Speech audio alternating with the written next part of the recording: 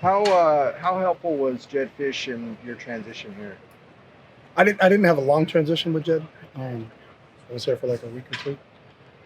They were practicing for the bowl game, so I stayed away and let him coach the team, and that was about it. He was interviewing for a few jobs, so he really wasn't around. So there wasn't much of an Did you overlap. talk to him about the team though? Did he A little fill you bit. in? Or? Yeah, I talked to every coach that was here when I got here, so I met with everybody that was still on staff. So Was there any consideration to adding him to your staff? I had already had our staff in place. Okay. Is it accurate that you tried to hire Jed when you were at Philadelphia? No. Oh, okay. He mentioned that yesterday, that you guys had talked about him going to Philadelphia. No, I knew Jed. I've known Jed for a long time, but I did not talk to him about that. You're probably pretty familiar with his offense. Is that true? Would you say?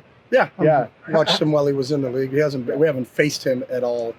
I've never coached against the Jed Fish team since I've been in school, so I've never faced his offense. So.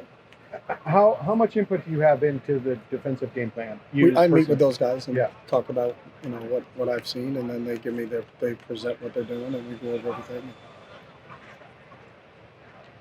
How dangerous is this is going to sound weird, but a winless team desperate for a win? That's a great question for you. That fits right into your wheelhouse. Mm-hmm. So you tell me how to think about that big picture guy.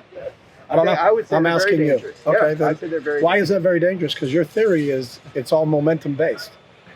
So how Well, does that work? They need to get the momentum. But They're how hungry. does one get one if they don't have it? Because you say it's all about momentum and what happened in the past.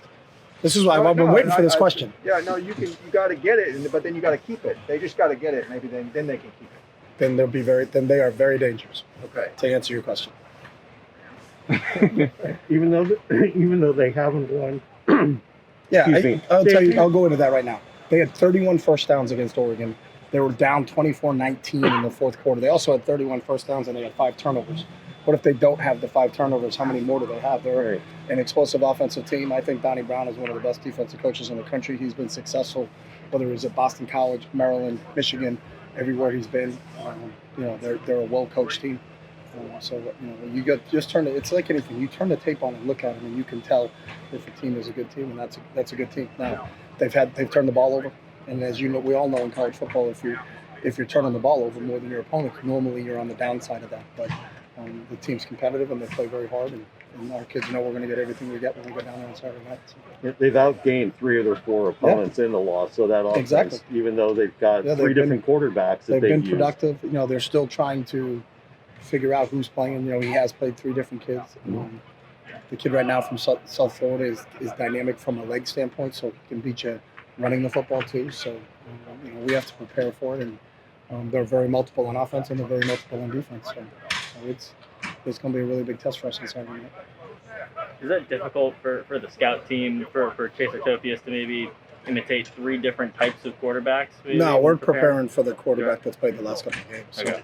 I don't see. I would be surprised if there's another quarterback in there. So, but we do have to prepare for all. It's the same as anybody. But the multiplicity is in what they run for plays and the diversity of the other personnel groups that come in with no tight ends to 3 tight ends to a tight end and a fullback to a pro set to some of those things. That's the multiplicity.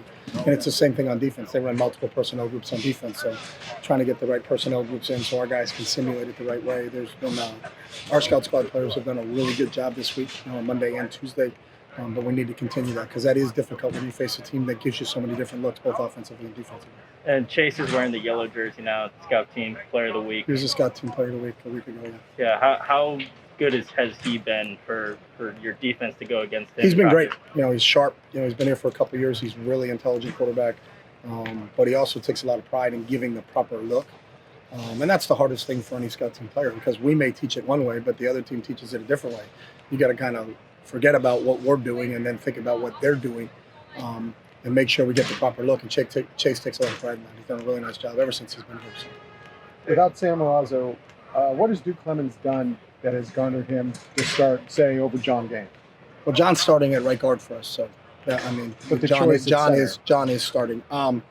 Duke's sharp. He can set our front for us. He's very athletic. He does a lot of really good things. I think the one tough thing for Duke is he had 1 bad snap, so everybody thinks.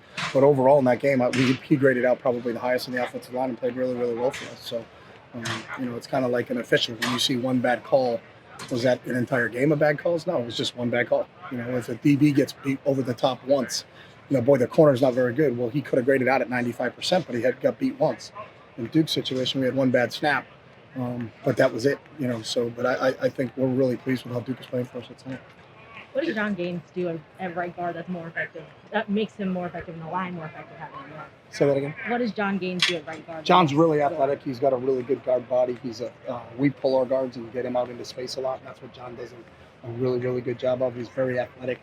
He's probably the most athletic guard we have, so we can do a lot of different things with John's in there at right guard. Jed Fish is known as kind of the master of the trick play. We saw him throwing passes to the left tackle when he was here. How do you prepare for somebody who's known for? Well, we trick just play? go through what they run, and we have a glossary of our guys when they're from a scout standpoint, and then percentage-wise of how much that happens. I think sometimes you can focus too much on it, you know, and say, hey, we're going to worry about all the trick plays, but then you get beat by regular inside zone because you didn't spend enough time on it. So there's a certain percentage breakdown when you go through your cut-ups. We got 4 games on them, so what percentage is it of base plays, what percentage is it of exotic plays, and then you work that into your practice schedule.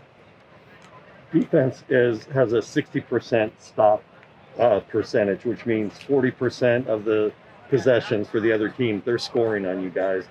In the granular, what needs to happen to change that, to improve that? I think everything's on a game-to-game basis. You know, sometimes you can look at those statistics and who do you play that's really good. You know, you play a Fresno, and then, you know, the stop rate's going to be lower in a Fresno game than it is in a Hawaii game. So I don't think you overlook over it. You go through individual games, and the biggest thing for us on the defensive side of the ball is the X plays. That's what I think we're really concerned with.